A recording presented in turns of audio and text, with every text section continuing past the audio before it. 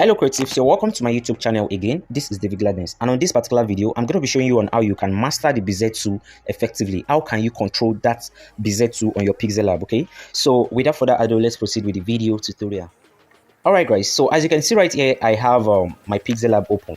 So in my previous video I explained to you guys on how you can master the Max tool, which I have explained the functions of the Max tool. How can you use the Max tool? And we also did the practical, and we were able to do this making use of the Max tool. If you have watched that particular video, now in that particular episode I explained how the Max tool works, and I said something that the Max tool works more like the eraser, right? The Max tool and eraser tool are very similar. The same way the Max tool and eraser tool are similar is the same way the Bezier tool you are seeing right here and this draw tool you are seeing right here are very similar. But then the draw tool is not really advanced. Let me say it's not the advanced way of drawing, while the Bezier tool is the advanced way of drawing. Meanwhile, if you are yet to watch the first episode I dropped on how you can use the Max tool effectively, I would recommend you to watch that particular episode, understand how to use the Max tool, and then come back to this particular video. You will be able to relate with what I'm explaining more effectively than just watching this without watching the first episode. Okay, so the video is popping up right now at the top right corner. It's going to take you, just click on that link. It's going to take you to that particular video, and you'll be able to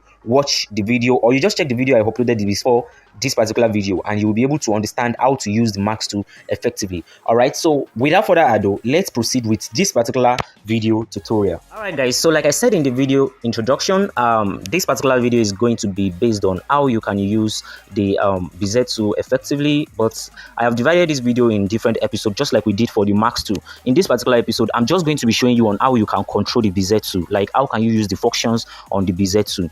And probably on the next episode, I'm going to be coming up with something we are going to be drawing, right? We are going to be drawing something with the Bezier tool. Then you will understand the practical part. But then this particular episode is just going to be focused on how can you control the functions on the Bezier tool.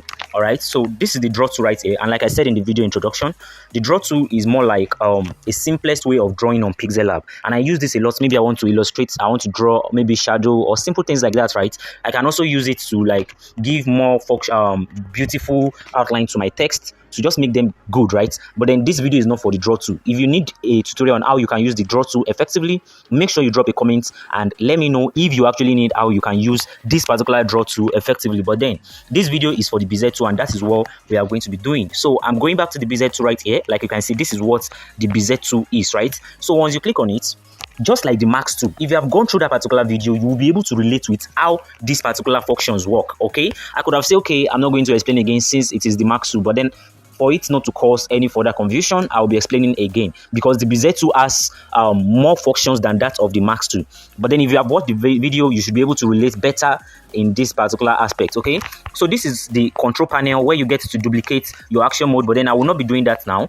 I will not be explaining what this is now. I'll be explaining later. But then let's first start with the Bezier mode. What is this Bezier mode used for? I have explained this in the first episode. This is where you add each node, right? You can see when you are using this this first one, you can see we have the Bezier mode, which is where you add each node, like new node, right? Where you add new node, you can see that. While we have the Bezier mode where you get to control the node and using the antenna and so on. Remember, it was to be the Max tool. You use it to max out and use it to control where you want to max out on your shape element or whatever element you want to max out from. But then the Bezier tool is used to like cover where you want to draw on, right? And like I said, in the next episode we are going to be doing something making use of the Bezier tool. So this is the Bezier mode where you get to control each of the panel. Why this is the position key? It is called the nudge button. The nudge button, okay, where you get to position your Bezier mode. Okay, so this is where you get let's come back to this. This is where you get to add more Bezier mode. Let's say for instance I'm done with this particular Bezier mode. I have positioned it where I want to position it. Then I want to add more Bezier mode. Okay, so instead of you, let's say for instance tapping on plus, and let's say for instance this is actually what you want to draw, instead of you adding more Bezier tool, then you go ahead to be drawing again. Instead of you doing that, you can easily tap on this edit, right? So instead of you saying you want to position or you want to do something else, let's say I want to reduce the scaling of this, then position it here. Instead of me tapping on mark, right? Then after tapping on mark, I go to Bezier tool again to add another Bezier tool and start drawing. That is where this comes in handy. That is where this one comes in handy, because I can just tap on this plus you are seeing right here, and then I can now start another face. I can now start drawing another thing from here. Okay, so let's say I want to drop this exact same shape in the first one. let's say if I want to cancel this, I don't want to work with this, I'll just tap on this minus and it's going to cancel automatically. So this is the copy icon where you get to copy to duplicate, and I can move it, right? So I have the exact same. I can do the same thing by copying again by tapping on this copy.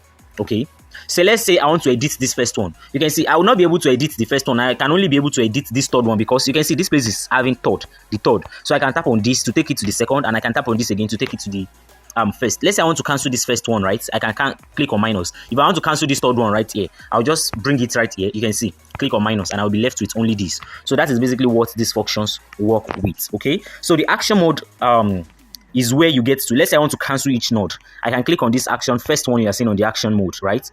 To cancel each node. All right, and this is used to join. This is used to add node. You can see it. It is used to add more node. So all I need to do is to tap on where I want to tap on. Okay, why this is used to cancel each node. Then this is used to join nodes together. You can see everything has joined together. This is used for scaling.